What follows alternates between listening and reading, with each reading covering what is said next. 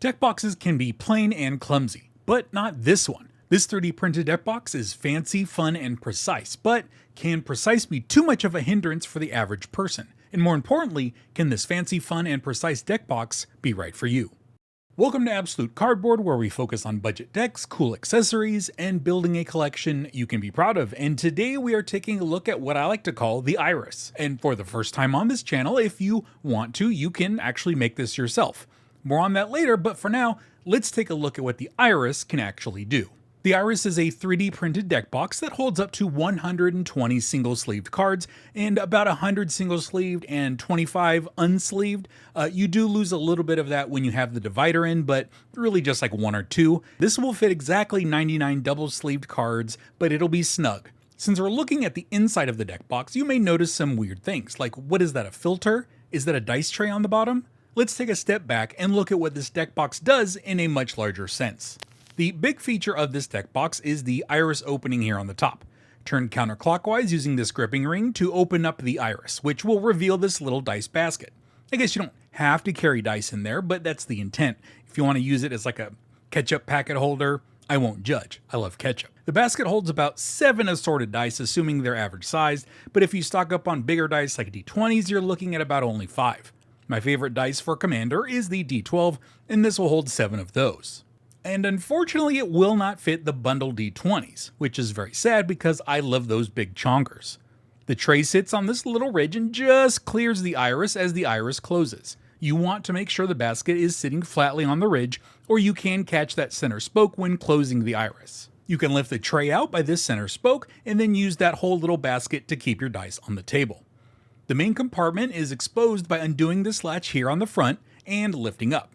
And as you can see now, that filter was actually the bottom of that dice basket, and now that it's removed, you can see that the iris opens directly into the main storage compartment. How does that help anything? Well, now you can slide this little tray out, which will kind of drag out the back panel, making this little ramp, feeding into what used to be the bottom of the deck box. The tray snaps securely into place when closed, but it's also easy to pull out, which is not an experience that I've had with your mother. What you end up with is a deck box that transforms very cleverly into a dice tower. Lay your dice on the top of the iris, then open the iris like before, and your dice will tumble down that back panel that's been pulled out and into the tray that used to be the bottom of the deck box. In addition to having bespoke dice storage and transforming dice tower, the side of the iris is meant to hold a snap case featuring a commander or your favorite art card or whatever. Now this slot is designed specifically to fit the Ultra Pro Mini snaps. If you happen to have some other snap cases lying around that you would like to use, here's the exact measurements of the slot. 95 millimeters tall, 69 millimeters wide, and the little groove that holds the case is about 5 millimeters deep.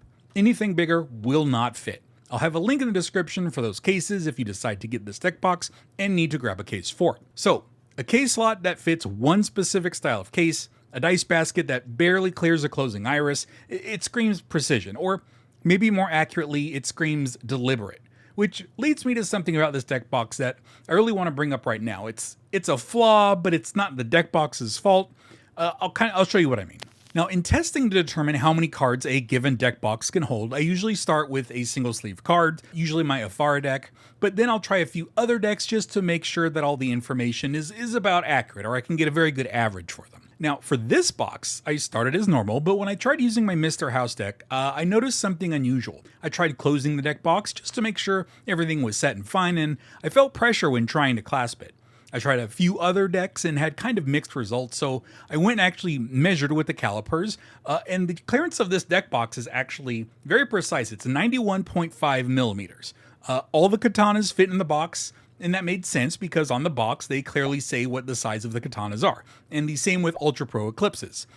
Then I checked Dragon Shields. See, Dragon Shield doesn't actually list the size of their sleeves on their deck box, and I couldn't really find any consistent information online, but they do say what sized cards they'll hold, which I thought was kind of weird, until I remembered that I do occasionally see Reddit posts about inconsistencies about the quality and size of Dragon Shields over the last year or so. And sure enough, it was the Dragon sleeves that gave me inconsistency problems with shutting the lid. So if you get this box and your card sleeves get smushed, that may be why.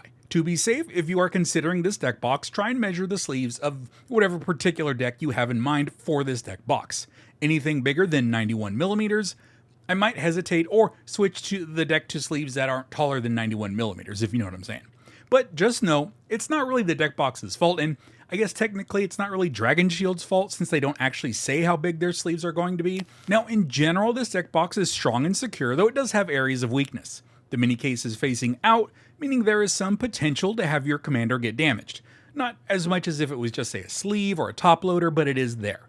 Additionally, the leaves of the iris can be pushed in, and the mechanism that opens and closes it could come apart if too much pressure is applied directly to the center of the closed iris.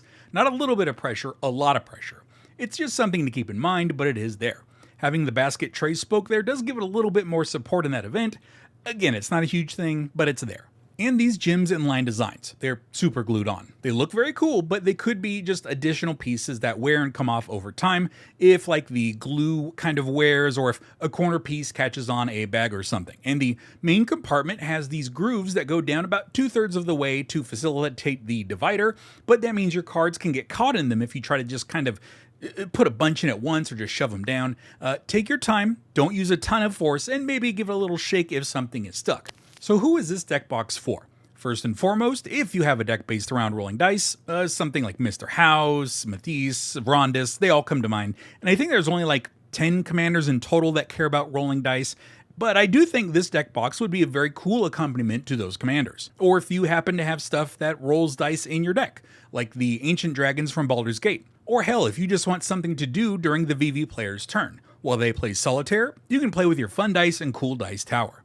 I'll have links to some Etsy listings as well as to computer-aided crafting where you can actually use coupon code ACDECK15 for 15% off. And if you want the STL file, you can go to this QR code to Cults 3D and get the file for a few bucks, print it yourself, modify it, whatever. A special thank you to all my patrons and YouTube members for supporting this channel. If this deck box didn't tickle your fancy, maybe check out this playlist that features all of my other deck box reviews. If you enjoyed the video, feel free to give it a like and subscribe to the channel. Until next time, thank you for watching, and I'll see you around.